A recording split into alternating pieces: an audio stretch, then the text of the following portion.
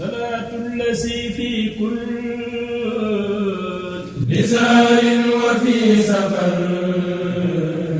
أماني على ماهل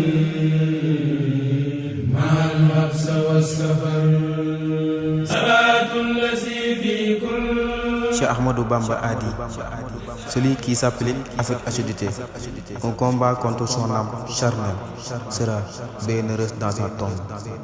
Serigne Touba nee na ku takkook jihaad ak bakkanam texe biir bàmmeelam texe biir bàmmeelam. Cheikh Ahmadou Bamba a dit: sache que le temps passe vite, que la vie de l'homme est courte et la variété de la mort est perspective.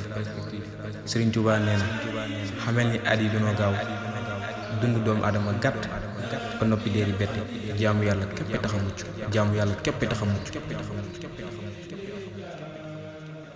صلاة الذي في كل بزار وفي سفر